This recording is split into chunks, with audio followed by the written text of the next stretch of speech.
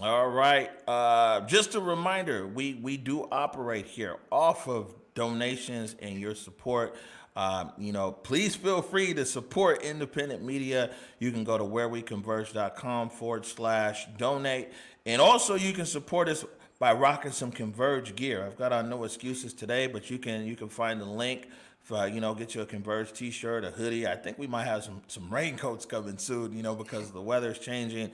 But appreciate your support. Please keep supporting so we can keep bringing you the news. That being said, Julie C., welcome to the Morning Update Show. Thank you so much. Good morning, Trey. Good morning, Amari. Yeah, I think we Good need some elbow. morning. We need some elbow room Yeah, here. there we go. There we go. There we go. And my face is so big here. Man. All right, so Julie, it's a lot going on now. There's this solidarity budget. I'm sure somebody's gonna be like, man, solidarity budget's been going on for months. You just don't know about it. Oh, which is okay. I don't know everything. Julie, what is this solidarity budget? I know there's a press conference here at the top of the hour, but tell us what the solidarity budget is all about. Yes. So as you definitely know, Jenny Durkin announced earlier this month her proposal for the 2021 budget, which of course the big buzz around it was the inclusion of 100 million in quote unquote new investments for originally she said Black communities. Now it's been brought into by POC communities, and this promise was made back in June when she. People have said this was a reaction to ongoing protests. People have said this was a desperate move to end CHOP. But for whatever reason, this promise did make it into the proposal that she gave to City Council. And so what the solidarity budget is not a budget itself. It's really just a call to action to make sure that it's a vast coalition. It's been about 100 small businesses, environmental justice organizations, art and social justice orgs, youth and human service, and bunch of different organizations and people who want to break the cycle of reactive and performative politics in Seattle and move forward with a more inclusive and transparent process. And so they really came together around three common priorities, which is, of course, challenging systemic anti-Black racism, but also rising to the challenge of climate crisis and rising to the challenge of COVID-19 economic crisis. So that's hopefully the big synopsis. There are 6 specific recommendations.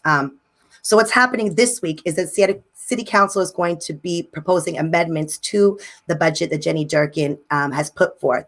And so this is pretty major. The decisions that are made this week are going to impact things for a long time to come.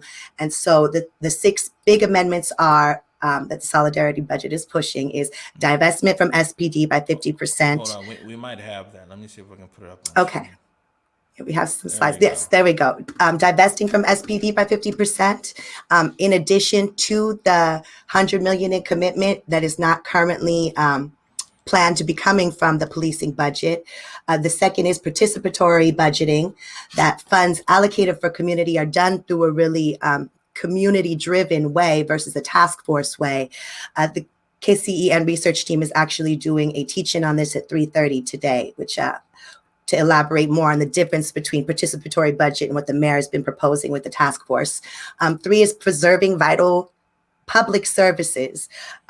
We've seen in the headlines last week, 30 million of the 100 million that Durkin is talking about now is supposed to come from is slated to come from an equity fund that already exists. And we're seeing that she's pulling from transportation, parks, emergency COVID relief to create what is supposed to be new funds. So making sure that these vital services are preserved is on this list. For increasing the community access to dignified emergency shelter and affordable housing and decriminalize homeless services. One of the gains from the 2020 budget was the elimination of SPD's navigation team, which was responsible for doing the homeless sweeps. This coalition is asking for the budget this year to redirect those funds into community-led solutions to homelessness, led by folks that have been doing this work for a long time on the ground level. The 5th one is New Green Deal, and to fund the work of community people that have been fighting this for a long time in the Office of Sustainability and Environment, because oftentimes what we see is the it's the people from community who do that uncompensated labor that turns into policy. And so in order to have truly equitable oversight for how this is implemented, this is part of the amendments that's being asked. And the last one is to curb the criminalization of poverty and mental health challenges with actual changes to the city code. So that's a synopsis. They're going to talk more about it. You're going to hear from a lot of different people in that 12 o'clock press release. It's going to be folks from Climate Justice for Black Lives, Labor for Black Lives, Africantown Land Trust. Trey's going to be in that conversation, Puget Sound Sage, Duwamish Valley. It's just a broad base, and it's really encouraging to see this come together in this way, because I think it's the type of systemic change that we need in our city process to really see some lasting transformation. So, Julie, all right. So, first of all, I'm glad that we cut the first segment short because that was a long explanation. so we had time for it, but it's in depth, and you went over all these points. So, Solidarity Budget is more of a coalition of agreeing of people who agree about different ideas. The Solidarity Budget is actually gonna, say like, man, we think that this money, 10 million should go here, 5 million should go there. Could you clarify that? Yes. So the Solidarity Budget Coalition is asking the people of Seattle to come together to support these 6 amendments. So the participatory budgeting itself, as a part of one of the amendments, is where community can come in and be a part of allocating funds. So that's the tie-in, I guess, on that level. It is not a budget itself. It's a call to action. Right. And why do they feel the need? There's already so many different coalitions that are out there. Some of them people know, like King County Equity Now, some that are smaller. Why not just roll what they're trying to do into an existing coalition that basically already exists, as opposed to, another, it's like another thing to keep track of, which is cool because I keep track of a lot of stuff. But all I'm saying is a lot of the ideas that Solidarity Budget is talking about are ideas that other coalitions are already talking about. Yeah, absolutely. But I think that for this process of this coalition, that's sort of the point, in that what we saw in Durkin's first budget proposal was really pitting communities against each other. So some of the money that was to be promised to community to deal with anti-Black racism systemically was being pulled from money that was supposed to go to housing or money that was supposed to go to New Green Deal. And so what this coalition is doing is really saying we stand together in dealing with these 3 issues and these 3 values as a priority, but in an intersectional way. And so it's not going to be my issue or yours, but these are our shared values. And so that's, I think, the distinction here. How much juice does Solidarity Budget have at City Hall? You said that you want these 6 amendments passed. You guys got some juice down there with the city council members? I mean, I think we're going to see. Because I believe that City Council is pretty supportive of the objectives. This isn't too different from what we saw in, the City Council's ideas for how they were going to move forward with 2021. So that's part of it too. I think City Council is supportive. Durkin is probably going to be a different story. Why would the mayor? Let me stop you right there. So, I mean, I'll put this back up here. Clearly, divest from SPD. That's one thing that the mayor has wanted to go a different route. But a lot of this other stuff, I mean, the mayor said that she was open for participatory budgeting on $100 million. I mean, clearly wants to provide services. I mean, some of this stuff is stuff that almost anybody would be like, yeah, hey, sounds like a good idea. We do want a better environment. Let's give the homeless some dignity. What else is in here? Preserve vital public. People need public services. Access to emergency shelter and affordable housing. The mayor might say, hey, they keep rolling out affordable housing. Curb the criminalization of poverty and mental health struggles. So, I mean, do you feel that Mayor Durkin would be 100% proposed to these 6 amendments that you put forth? I think we could assume maybe on the divest SPD, but in one way or another, especially when you talk about affordable housing, somebody like the Office of Housing is continuously trying to develop things. So, do you think that the Solidarity Budget has already said, man, there's no way that the mayor's going to jump on board? Is foregone conclusion? No, I don't think so. I don't think that's the point. I think the point is more standing in solidarity with some of the parts of the budget that she is more resistant to. And I think that, obviously divestment in police has been the big sticking point. And that's why they put it at number 1 on the list. Exactly. Huh? And it's really just showing this our community, these organizations, this coalition that pulled together 100 signatures in, I think a weekend, really supports divestment as a part of all these other issues of equity.